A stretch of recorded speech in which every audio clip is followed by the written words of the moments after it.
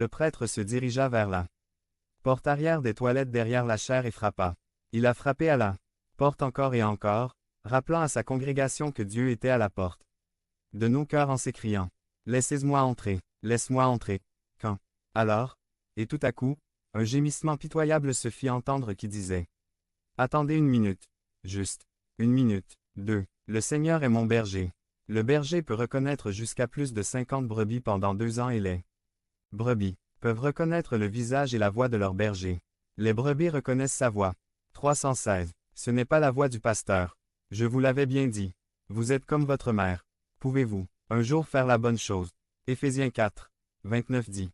Qu'aucune parole corrompue ne sorte de votre bouche, mais toute parole bonne pour édifier votre prochain. 3. Il me fait me reposer dans de verts pâturages. Comment est-il possible que nous puissions rester assis en prière alors qu'il y a une forte distraction des gens et des événements? Nous pouvons le faire en répétant dans le silence en nous. Le Seigneur est mon berger, je ne manquerai de rien. Le Seigneur est mon berger, je ne manquerai de rien. Le Seigneur marque mes pas. Je ne vais pas me précipiter. Il me fait m'arrêter et me reposer. Dans le calme des intervalles. Cela me fournit des images qui sont enregistrées dans mon esprit. Et m'apporte de la sérénité. 4. C'est vous-même qui me préparez la table, malgré mes adversaires. Quand Dieu est pourvoyeur de nourriture, le dîner sera exquis. Poulet grillé, ceviche de poisson, lomo saltado, cuit épicé ou lapin. Et il n'y a qu'un seul invité à leur repas. Vous, tandis que ceux qui s'opposent aux voies de Dieu se tiennent au bord de la scène et regardent tout se dérouler à l'intérieur. Pierre, dans la première lecture, dit. Dans notre première lecture, acte 2, Pierre prononce le premier sermon enregistré d'une église chrétienne. À ce sujet, il y a un pasteur qui a dit. Dans acte 2, ils ont prié pendant 10 jours. Pierre a prêché pendant 10 minutes et 3000 personnes ont été sauvées. Aujourd'hui, nous prions 10 minutes, nous prêchons 10 jours et seulement 3 sont sauvés. Le sermon de Pierre a touché le cœur de ceux qui l'ont entendu. Ils ont réalisé que Jésus voulait les sauver du péché au prix de sa vie.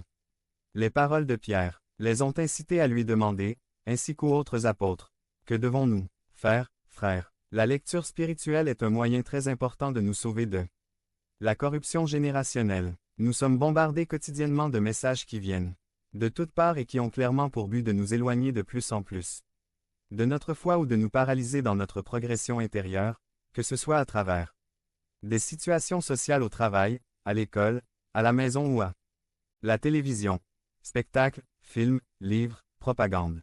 Ces influences dans notre vie quotidienne ne font absolument rien pour nous rapprocher de cette invitation que nous recevons à vivre notre vie en Christ. La lecture spirituelle nous arme pour toutes ces batailles quotidiennes auxquelles nous sommes confrontés.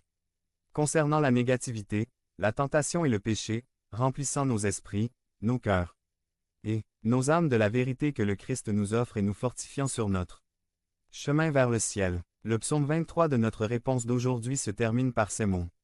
Et je vivrai dans la maison du Seigneur pendant des années sans fin.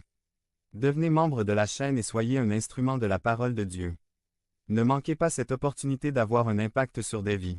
Cliquez maintenant sur le lien dans la description et aidez-nous à diffuser la parole de Dieu. Pâques par Paul, Andrew. Résumé. Un panorama de Pâques. Dimanche de Pâques. J'ai entendu l'histoire d'un organiste d'église qui s'est endormi un matin de Pâques. Elle a déclaré. Le service était prévu à 18h30 et, à 18h31, le ministre m'a appelé pour voir si j'allais arriver. Comme j'habite près de l'église, j'étais devant l'orgue à 18h45. L'année suivante, mon téléphone a sonné.